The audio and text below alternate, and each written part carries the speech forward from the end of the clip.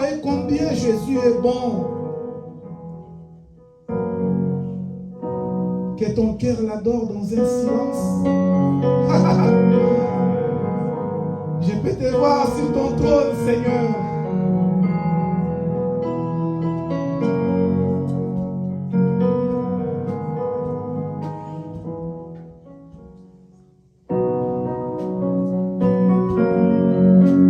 Et les saints disent Amen.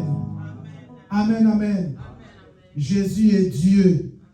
Amen, amen. Vous savez, Jésus, Jésus, Jésus. À qui pouvons-nous comparer Jésus? À qui pouvons-nous mesurer Jésus? Et mon cœur me pousse à dire, Jésus, j'ai confiance en toi. Amen, amen. Amen. Nous rendons grâce à Dieu. Père, il est écrit, par ta parole, tu nous instruis, tu nous donnes la sagesse et l'intelligence. Tu nous redresses, Seigneur, s'il te plaît. Car il est dit, l'homme ne vivra pas seulement de pain, mais toute parole qui sort de ta bouche. Qui suis-je, Seigneur, notre Dieu? Qui suis-je, mon Dieu, mon roi? Alors que je n'étais pas programmé, mais tout au long de cette semaine, tu m'as rappelé à des reprises que je devais intervenir. Oh Seigneur, merci. Parce que tu as contrôle de toutes choses. Laisse que je sois un canal simple par qui tu vas parler à ton peuple. Seigneur, nous te promettons toute la gloire si une personne est édifiée cet après-midi.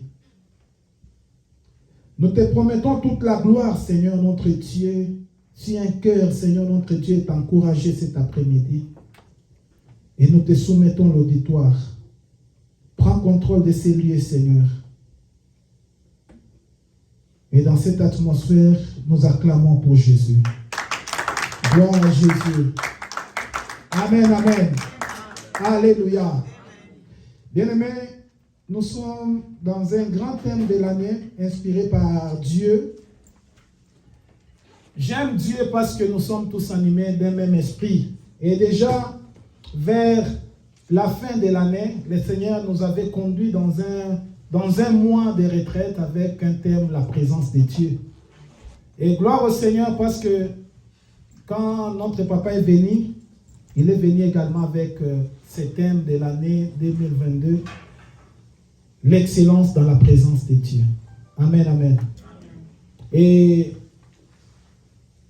il y a le dimanche écoulé, nous avions parlé de la bonté de Dieu. Et après nous, il y a eu également le frère Mardoché qui est venu. Waouh, quel message! La bonté de Dieu, c'est sa part. Mais quand il est venu, j'ai dit, mais quel enchaînement, quelle chronologie d'idées. Amen, amen. Il est venu nous parler des faits de l'Éternel, tes délices, la part de l'homme. Amen, amen. Pour que tu puisses bénéficier du bienfait de Dieu. L'homme a sa part de responsabilité.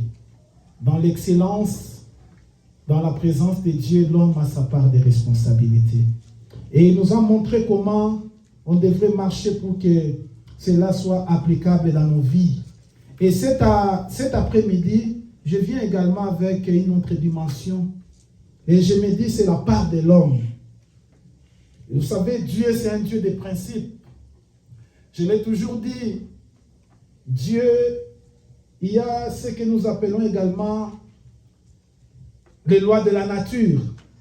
Dieu a dit, si un homme et une femme vont ensemble, ils vont donner naissance. Et c'est là que ça soit mère, fils, fille, père, ensemble, ils vont donner. Amen, amen. Parce que Dieu l'a établi ainsi.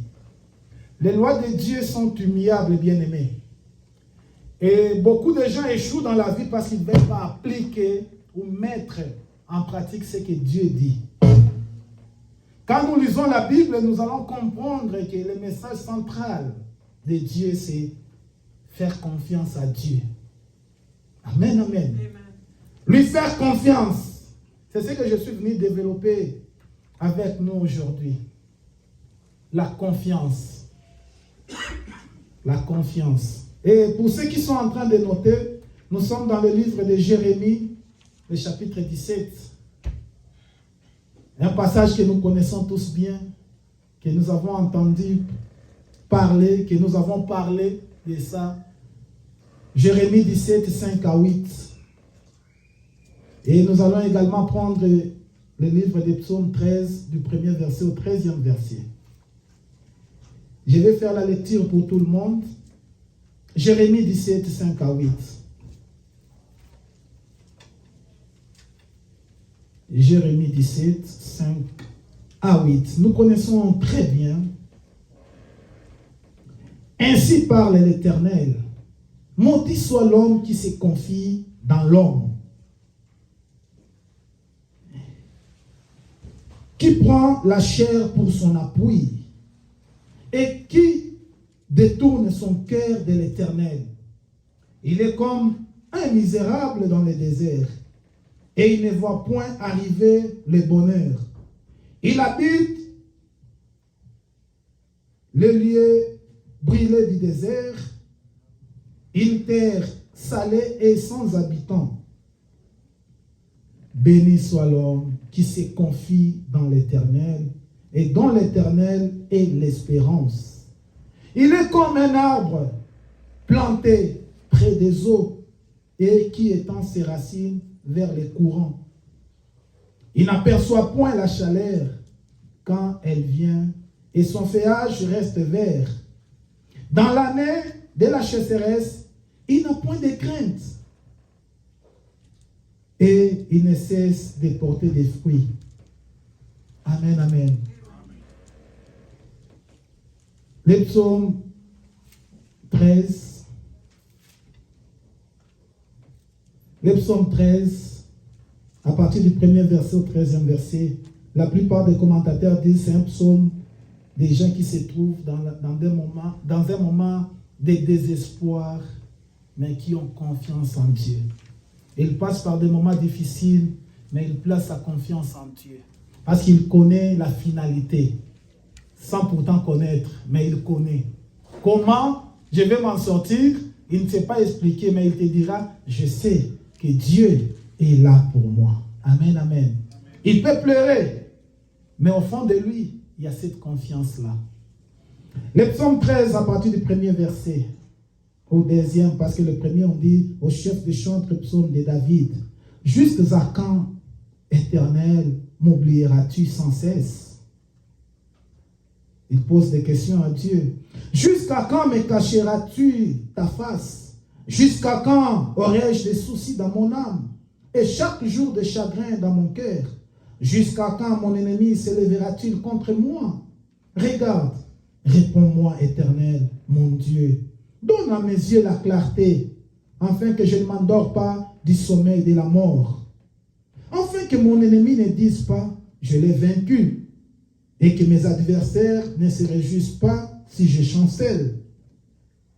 Moi, j'ai confiance en ta bonté, j'ai de l'allégresse dans le cœur à cause de ton salut. Je chante à l'Éternel car il m'a fait du bien. Excusez-moi, j'avais parlé des psaumes, chapitre 1er, le psaume, verset 1er, 13e, alors que ça s'arrête au 6e verset. Amen, amen. Donc c'est du premier verset au 6e. Le but de ce message bien aimé, c'est pour encourager quelqu'un. C'est pour encourager quelqu'un qui pense que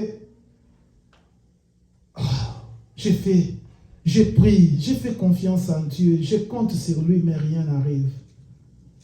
Ce message est là pour t'encourager, pour te stimuler encore dans ta foi, pour élargir ta foi, pour faire grandir ta foi.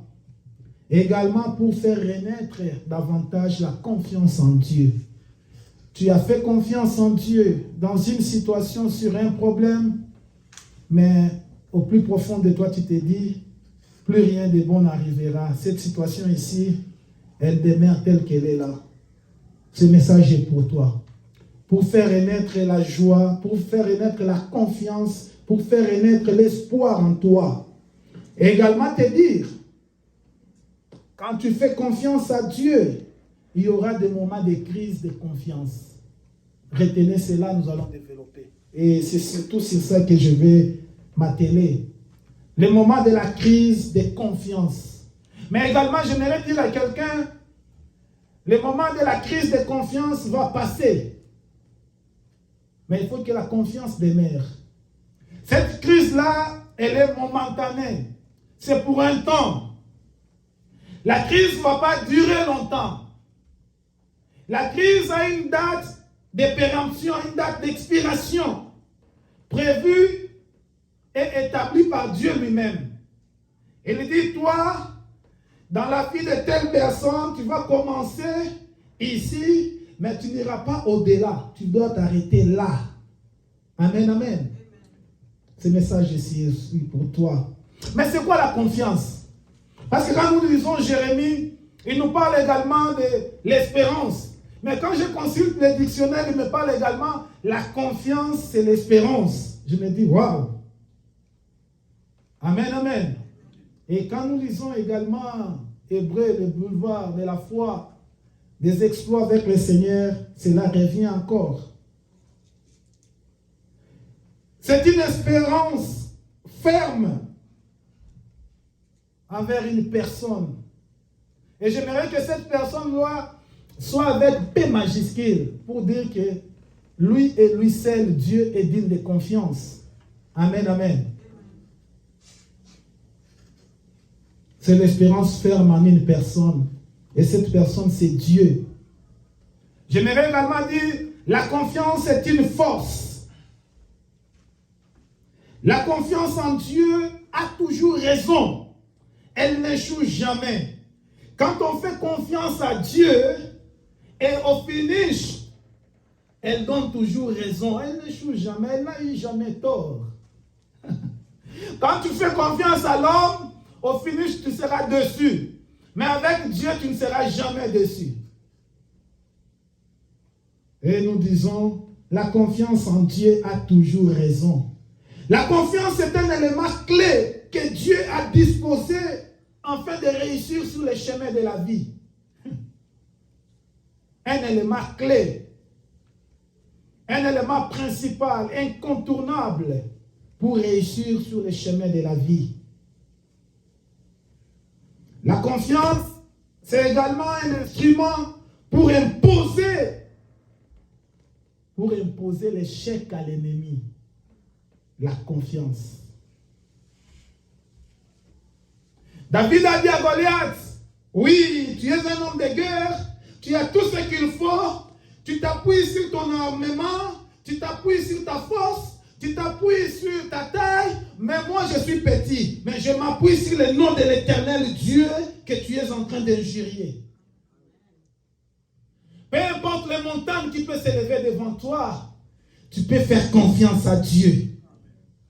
Tu peux t'appuyer sur lui, tout en sachant que la confiance n'échoue jamais. La confiance en Dieu n'a pas de limite, elle n'échoue jamais. Et également la confiance en Dieu, c'est cette certitude de réussite. D'accord, comment vous mais comment, je ne sais pas. Mais ce que je sais, c'est que je sais. Je ne sais pas expliquer. C'est cette confiance qui nous pousse à cela. Amen, amen. C'est cette confiance en Dieu. Elle est abstraite. On ne sait pas la quantifier. On ne sait pas déterminer. Mais on sait. C'est inexplicable, mais on sait. Amen, amen. David, comment tu vas faire tomber Goliath? Je sais. Quelle est la stratégie de guerre? Je n'ai pas de stratégie de guerre. Mais ce que je sais, c'est qu'il va tomber. Amen, amen. La confiance en Dieu. Et nous disons également que la confiance a pour soubassement la fidélité. Wow, comment ce terme se répète toujours? Espérance, fidélité. Amen, amen. La confiance a pour soubassement la fidélité. Et le verset que nous venons de lire commence par voici ce que dit ou déclare l'Éternel. Voici ce que dit l'Éternel. C'est solennel, c'est irrévocable, c'est véridique, c'est vérifiable, c'est Dieu qui a dit. Voici ce que dit l'Éternel. Ça vient de Dieu. Ceci est attesté à Dieu, par Dieu plutôt. C'est approuvé par Dieu. Ça ne vient pas d'un homme, ça vient de Dieu. C'est oui et amen. On ne conteste pas. On ne cherche pas des détours. On ne cherche pas à contourner. C'est ça. Ainsi dit l'Éternel. Ainsi dit l'Éternel. Il est misérable. Il est misérable. Qui? C'est lui qui met sa confiance dans l'homme. C'est lui qui prend la chair pour appui. C'est lui qui compte sur ses capacités à réussir sur le chemin de la vie. C'est lui qui compte sur son diplôme, sur son intelligence. C'est lui qui s'appuie sur ses parents, sur ses relations. C'est un misérable. Même s'il ne se voit pas comme un misérable, mais c'est un misérable. On ne contourne pas. Même s'il a beaucoup de comptes en banque, même s'il a un CV gonflé, c'est un misérable. Parce qu'il n'a pas confiance en Dieu. Parce qu'il s'appuie sur l'homme. Il est misérable. Pourquoi? Parce qu'il se détourne de l'Éternel. Parce qu'il se détourne de l'Éternel. Même s'il a des maisons, même s'il fait des voyages autant de fois, même s'il est ami de Biden, même si il peut faire des dons à autant de personnes, si la motivation n'est pas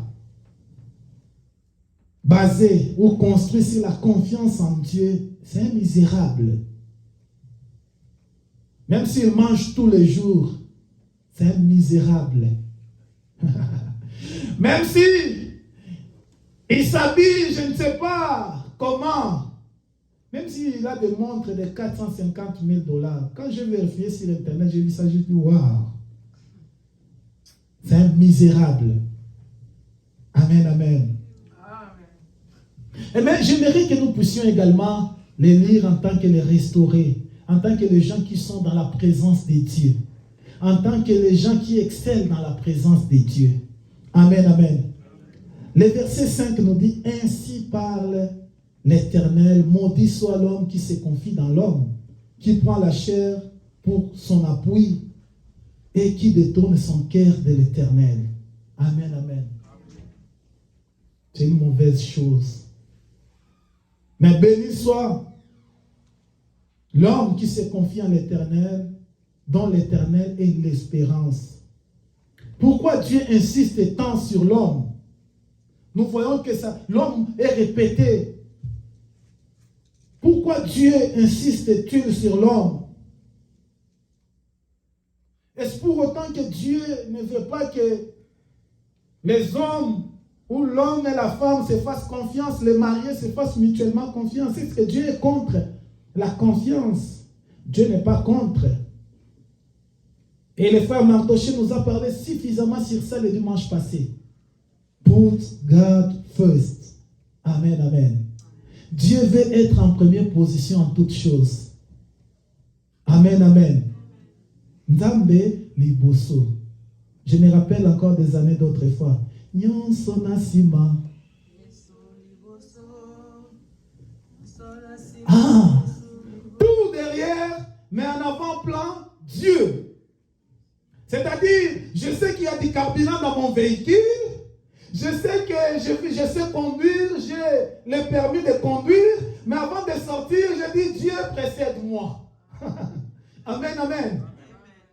Ah, je sais que j'ai tous les atouts, mais Dieu, toi en première position. D'abord toi. Je l'ai toujours répété ici. Mon père me disait, avant de me demander quoi que ce soit, même l'argent pour les frais scolaires, ainsi de suite, demande d'abord à Dieu. Ça t'apprendra à avoir confiance en Dieu. Si tu veux demander quelque chose à une personne, demande d'abord à Dieu. Et quand la personne te donnera, tu ne donneras pas premièrement merci à la personne. Tu vas commencer d'abord à dire à Dieu merci. Parce que tu exauces ma prière. Et après, l'homme viendra en deuxième position. Amen, amen. Mais si tu as l'habitude de passer directement par les hommes, tu vas honorer les gens. Tu vas louer les gens. Et tu seras maudit. Amen, amen. God first. Dieu en première position.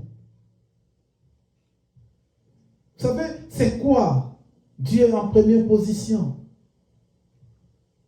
C'est faire de Dieu son confident. Tu fais de Dieu ton confident, c'est-à-dire la personne avec qui tu parles de tes échecs, la personne à qui tu parles de tes projets, la personne à qui tu parles de tout. Voilà pourquoi Dieu a dit à David, l'homme selon mon cœur. L'homme selon le cœur de Dieu. Parce qu'il parlait de Dieu de tout.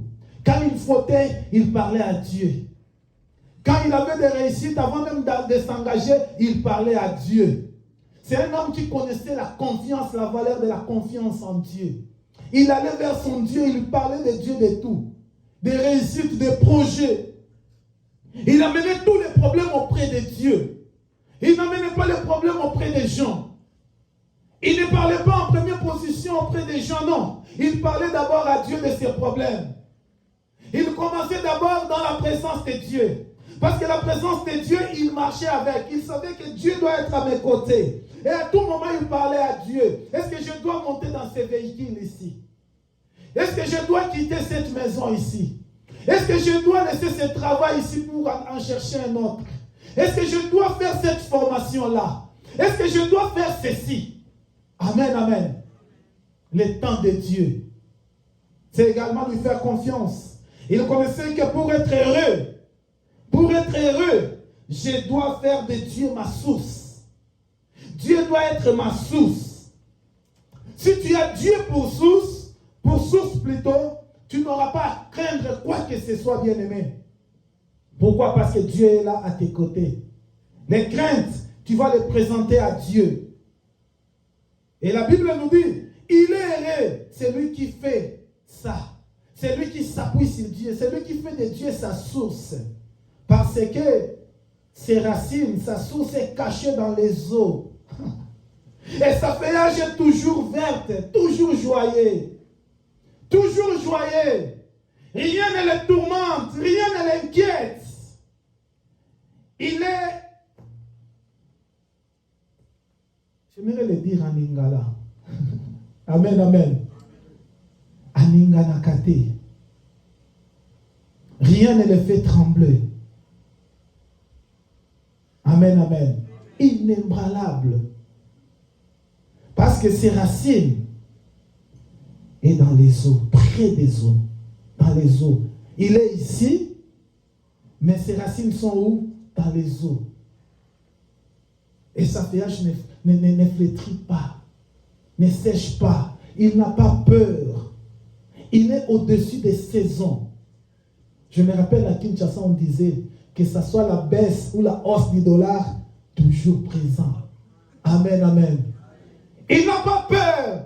On dit oh non, il y a les soulèvements, il y a ceci, il y a des catastrophes naturelles. Il n'a pas peur parce qu'il sait que mon Dieu maîtrise toutes choses. Mon Dieu a le contrôle de toutes choses. C'est un message pratique. Tu n'as pas besoin de beaucoup d'acrobatie. Amen, amen. Tu as tout simplement besoin de faire confiance à Dieu.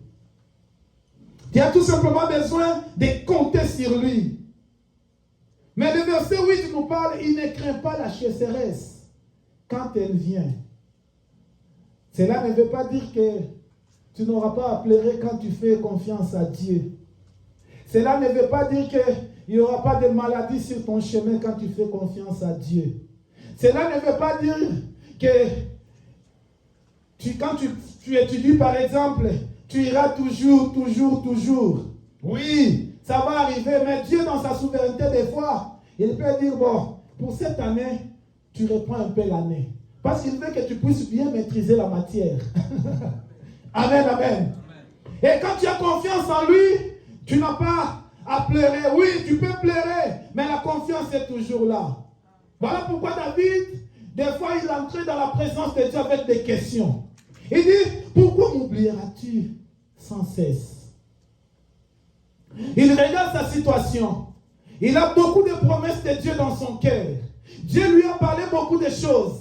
Je ne sais pas par le prophète Samuel. Je ne sais pas dans la Bible, par la prédication. On lui a dit, tu seras la tête et non la queue. On lui a dit, tu seras un roi. Tu seras ainsi de suite. Ceci, ça arrivera sur ton chemin. Mais à un moment donné, il regarde, mais pourquoi toutes ces choses n'arrivent pas?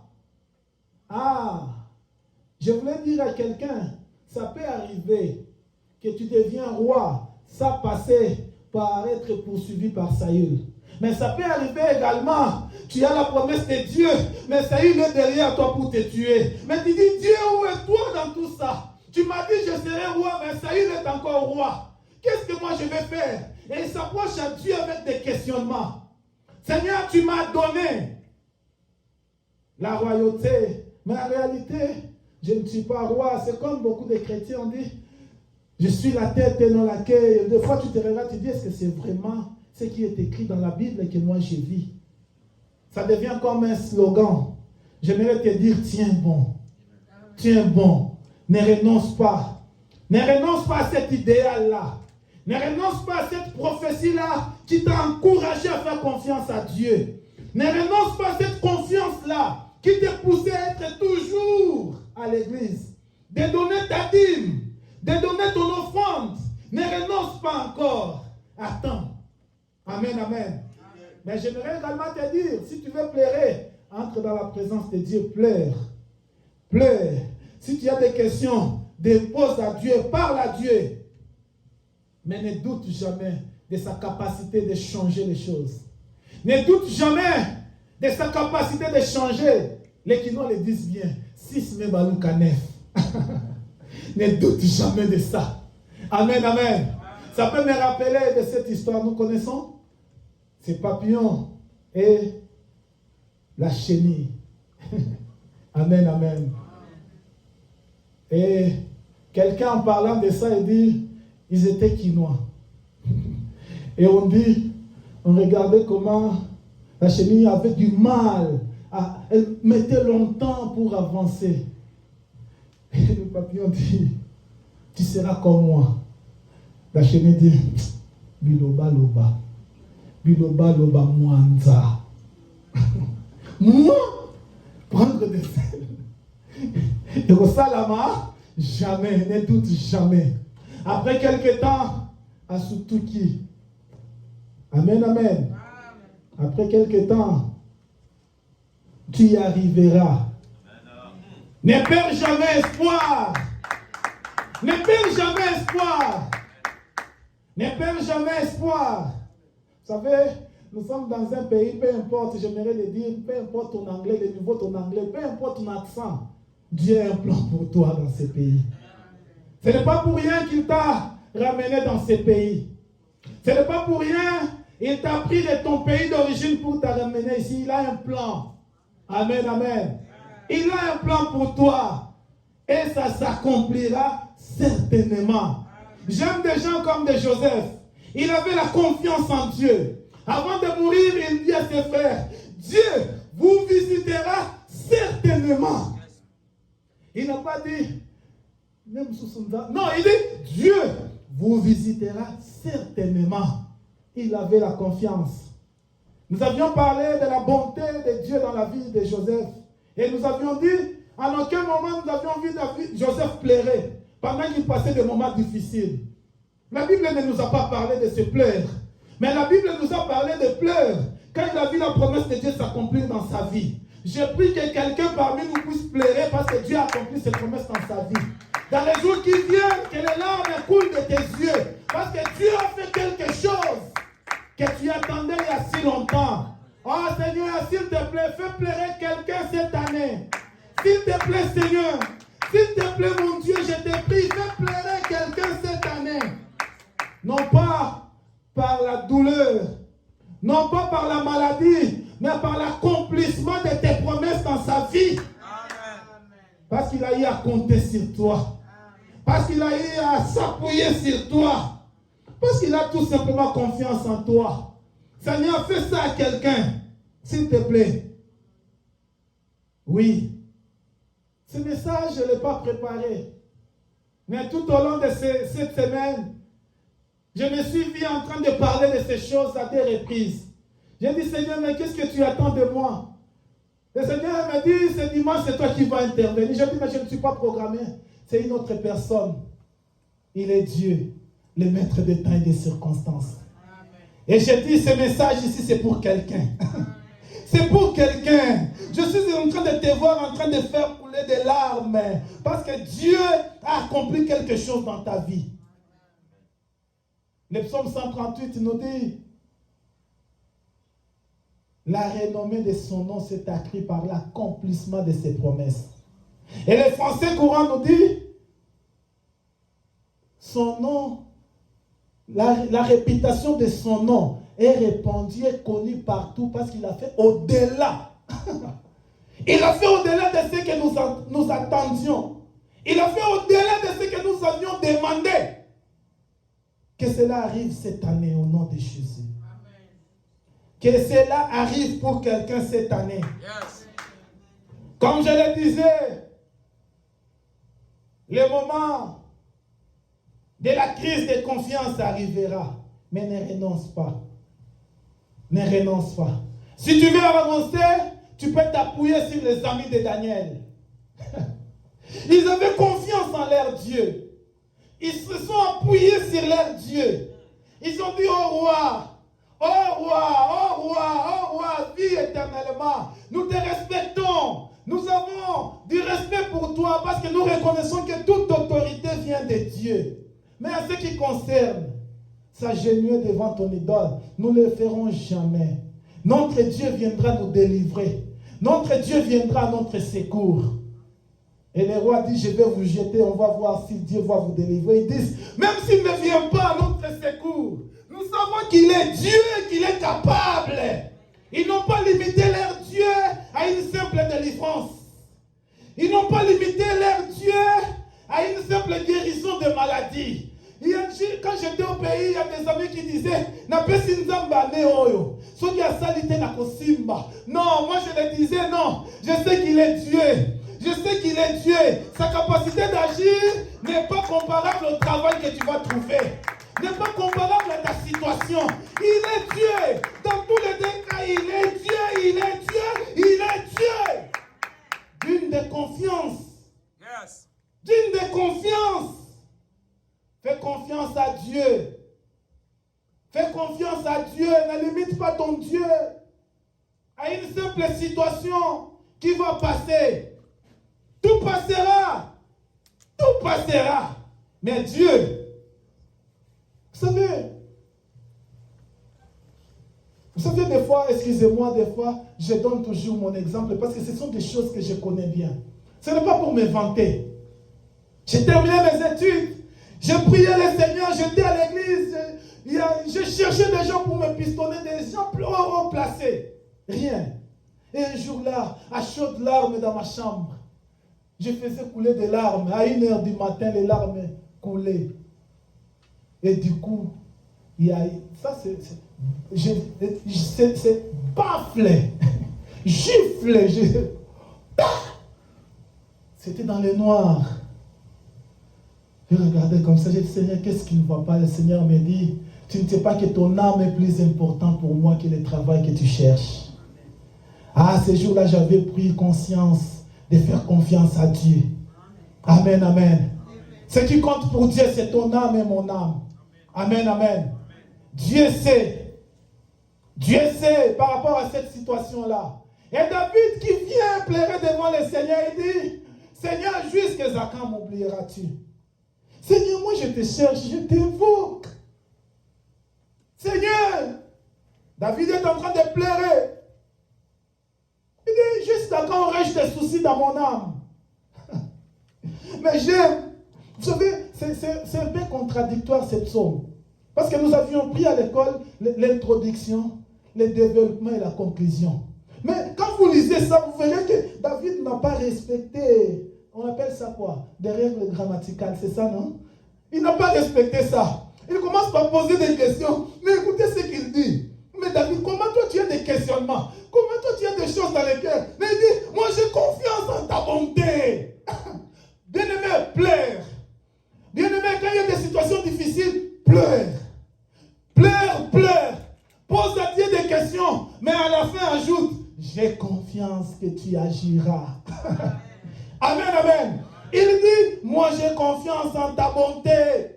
J'ai de l'allégresse dans le cœur. C'est-à-dire qu'il pleurait. Mais au fond de lui, il y avait quelque chose qui lui disait, compte encore sur le Seigneur. Appuie-toi encore sur lui. Ne lâche pas, continue. Fais-lui confiance. Il va agir. Ne lâche pas. N'abandonne pas l'église. Ne te décourage pas. Continue, avance, avance. Amen. Encore et encore. Ça va arriver. Tu vas toucher. Amen, amen. Et j'ai confiance en ta bonté. Oh, Dieu est bon, bien-aimé. Et également, nous pouvons voir aussi une autre personne. C'est avec beaucoup de tristesse et de larmes des fois quand je pense à lui. La Bible nous parle de ses exploits, de ce qu'il avait fait. Nous pouvons voir ça. Nous connaissons l'histoire des rois 18. Des rois 18, c'est le roi Ézéchias. Il met sa confiance à l'Éternel, le Dieu d'Israël. Et la Bible nous dit, parmi tous les rois qui vinrent après lui, ou qui les précédèrent, il n'y a eu point semblable à lui. Il fit attaché à l'Éternel, il ne se détourna point de lui, et il observa les commandements que l'Éternel avait prescrits à Moïse. Et l'Éternel fit avec Ézéchias, qui réussit dans toutes ses entreprises. On nous dit, il se révolta même contre les rois d'Assyrie. J'aimerais souligner une chose par là. Si tu veux te révolter aux atrocités du diable, les affres du diable, des choses qui se passent dans ta famille, des choses qui se passent dans ta vie, tu dois t'attacher à l'Éternel. Tu dois mettre ta confiance en lui. L'Éternel sera avec toi. Amen, amen. Amen, amen. On nous dit, il a sémé la confiance en Dieu et il a récolté la présence de Dieu pour faire face aux défis qui étaient devant lui. Sème la confiance en Dieu et tu récolteras sa présence pour l'excellence. Amen, amen. Et nous connaissons la suite de l'histoire. Vous pouvez lire ça à la maison. Et comment il a sacrifié d'autres générations. Amen, amen. Parce que nous n'avons pas le temps. Mais nous avons également une autre personne. C'est Asa, les rois. Asa ou Asa. Des Chroniques 16, 7 à 12. J'aimerais les lire. Et nous allons chuter par là. Des Chroniques 16, versets 7 à 18. Dans ces temps-là, Anani, les voyants, alla au prophète, alla auprès d'Asa, roi de Juda, et lui dit, parce que tu t'es appuyé sur les rois de Syrie. Est-ce que vous entendez des nuances? Hein? On dit, c'est lui qui s'appuie, Jérémie dit, c'est lui qui s'appuie et maudit.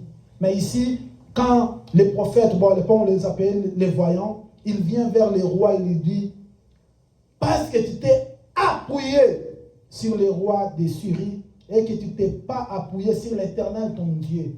L'armée du roi de Syrie s'est échappée de tes mains. Les Éthiopiens et les Libyens ne forment-ils pas une grande armée avec des chars et une multitude de cavaliers? Et cependant l'Éternel les a livrés entre tes mains parce que tu t'es appuyé sur lui. Car l'Éternel étend ses regards sur toute la terre pour soutenir ceux dont le cœur est tout entier à lui. Tu as agi en insensé dans cette affaire. Pourquoi? Parce qu'il s'est appuyé sur quelqu'un. Car dès à présent, tu auras des guerres. À sa fille irritée contre les voyants et les fit mettre en prison parce qu'il était en colère contre lui. Et dans le même temps, Asa opprima aussi quelques-uns du peuple. Les actions d'Asa, les premières et les dernières sont écrites sont écrites dans les livres des rois de Juda et d'Israël. La 39e année de son règne, Asa eut les pieds malades, au point d'éprouver de grandes souffrances. Même pendant sa maladie, waouh, même pendant sa maladie, Dieu a créé une situation pour les ramener à lui. Amen, amen. Et la Bible nous dit, waouh, quelle tristesse. Il a bien commencé. Il a eu les pieds malades au point d'éprouver de grandes souffrances. Même pendant sa maladie, il ne chercha pas l'Éternel, mais il consulta les médecins. Il ne chercha pas l'Éternel, mais il consulta les médecins. Asa se coucha avec ses pères et il mourut la 40e année de son règne. On l'enterra dans le sépulcre qu'il s'était creusé dans la ville de David. On les coucha sur un lit qu'on avait garni d'aromates, de parfums préparés selon l'art du parfumeur, et l'on en brûla en son honneur une quantité très considérable. Mais il ne se réveilla pas. C'est écrit aussi dans vos Bibles. Malgré qu'on avait mis des histoires embellies, tout ça, mais il ne se réveilla pas. L'Éternel provoque une situation, mais ne consulta pas le Seigneur. J'aimerais, pour chuter, nous poser une question. Quand tu es malade, tu cours directement vers le médecin. Quand tu es malade, qu'est-ce que tu fais? Quand tu as faim, tu te précipites directement à manger, ou bien tu commences d'abord par prier. Amen, amen. Quand tu achètes ton habit, tu le portes directement. Avant d'acheter ton habit, qu'est-ce que tu fais? Asa ne chercha point l'Éternel, mais chercha le médecin. Toi et moi, que faisons-nous? Quelqu'un m'avait dit, Papa Brian, toi aussi. L'autre fois, tu as dit, nous devons même moindre les habits. Mais oui, Dieu est en première position. Amen, amen. Tu veux manger? Prie. Tu veux prendre le médicament? Prie. Je me suis toujours étonné. Beaucoup de gens, avant de prendre le médicament, ne prient pas. Parce qu'ils ont confiance dans le médicament. Tu seras confondu. Voilà pourquoi tu peux prendre le médicament. Là, le monde de tête ne finit pas. Dieu veut que tu rentres d'abord vers lui. Amen, amen. Tu veux d'abord le médecin. Il y a même, vous savez, excusez-moi, il y a même des gens, quelqu'un me disait, les médecins de mes enfants, on dit, les enfants doivent porter des lunettes. Vous savez, des enfants qui mettent des lunettes sont des enfants intelligents. Je dis, ah bon? Donc le médecin t'a dit ça. Et elle s'appuie même sur ça, toute fière là. Je regarde, je dis, mais Dieu a dit quoi dans tout ça? Mais c'est le médecin qui a dit, je l'ai regardé, vous savez, moi avec mes enfants là, j'ai la même, c'est leur médecin, j'ai leur médecin. J'ai dit, oui, nous aussi nous avons un médecin. Il m'a dit, oh, vous avez déjà eu le médicament? J'ai dit, oui, nous en avons qui? Jésus. Il dit, tu vois, tu es chrétien ou chrétien? Les autres disent crétin ou chrétien. Amen, amen. Tu peux continuer à faire confiance au Seigneur. Malgré cette situation-là qui te dérange, malgré l'incompréhension, malgré les difficultés, tu peux continuer à faire confiance à Dieu. Amen, amen. Tu peux continuer à lui faire confiance, malgré cette maladie-là, malgré l'échec dans ces projets-là. Continue à lui faire confiance. Même dans la saison sèche, tu peux continuer à lui faire confiance. Amen, amen. Tu peux continuer à lui faire confiance parce qu'il a le pouvoir de te donner la capacité de vivre au-dessus des saisons. Fais-lui confiance. Fais-lui confiance. Fais-lui confiance. Comme nous avions dit, la confiance en Dieu n'échoue jamais. N'échoue jamais. N'échoue jamais. N'échoue jamais. Le problème, c'est que tu dois retenir ce qu'il t'a dit dès le départ. Nous avions dit, ainsi dit l'Éternel, c'est irrévocable, c'est ça. Qu'est-ce que l'Éternel a dit pour ta vie, pour ta famille, pour tes enfants? Il faut être à l'écoute. Amen, amen. Il faut être à l'écoute. Qu'est-ce que l'Éternel a dit pour toi? Qu'est-ce que l'Éternel a dit pour ta famille? Il y a des gens à qui le Seigneur avait donné des promesses. Il dit, je vous donne des promesses. Il a donné beaucoup de promesses. Mais quand ils sont en train de marcher, ils sont en train d'avancer, les difficultés se sont présentées devant eux. Ils ont essayé dans un premier temps avec leur force, avec leur intelligence et sagesse. Ils n'ont pas pu, ils ont crié vers le Seigneur. Seigneur, sauve-nous, les disciples. Amen, amen. Dans la barque. Ils ont crié vers le Seigneur. Seigneur, tu as fait les miracles tout au long de la journée. Pour les gens qui ne te suivent même pas. Mais nous, nous te suivons, Seigneur. Ils ont crié vers lui. Jésus les a dit, vous savez, ça c'est ma Bible à moi, je ne sais pas dans votre Bible. Ils ont dit, Jésus, tu nous as dit de traverser de l'autre côté pour nous perdre. Non, nous ne croyons pas que nous allons périr. Viens nous secourir. Amen, amen. Bien-aimé, Dieu ne t'a pas amené dans ce pays pour te voir en train de pleurer tous les jours. Non. Non. Il ne t'a pas donné 2022 pour vivre comme 2021. Non. Amen, amen. Appuie-toi sur lui. Mets ta confiance en lui. Qu'est-ce qu'il a dit dès le départ? Allons de l'autre bord. Allons de l'autre bord. Tu ne couleras pas. Tu ne couleras pas. Fais-lui confiance. Oui, la tempête peut s'élever. Les vagues peuvent s'élever. Mais qu'est-ce qu'il a dit? Allons de l'autre côté. La mer peut t'empêcher à avancer. Appuie-toi sur ce qu'il a dit. Allons de l'autre côté. Amen, amen. Amen, amen. Appuie-toi sur sa parole. Servirez l'Éternel votre Dieu.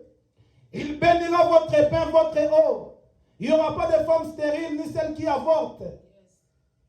Oui, lève-toi, déclare. Seigneur, tu as dit, on te servira et tu éloigneras la maladie au milieu de nous. Mais tu es malade. La foi, c'est ça. Tu souffres dedans de toi. Tu as dit, Seigneur, là, tu as dit que la maladie n'est pas mon partage. Amen, amen. David, comment tu dis, j'ai confiance en ta bonté. Mais tu es poursuivi pour être éliminé par quelqu'un qui est plus fort que toi. Comment tu peux t'appuyer sur lui? Oui, bien-aimé. Tu peux incliner ta tête en prière pour un moment. Je ne sais pas qu'est-ce que tu as entendu, qu'est-ce que le Seigneur t'a dit, mais je sais que le Seigneur t'a parlé. Et tu vas dire à Dieu des choses. Je n'aimerais pas te donner un sujet de prière, mais parle à Dieu.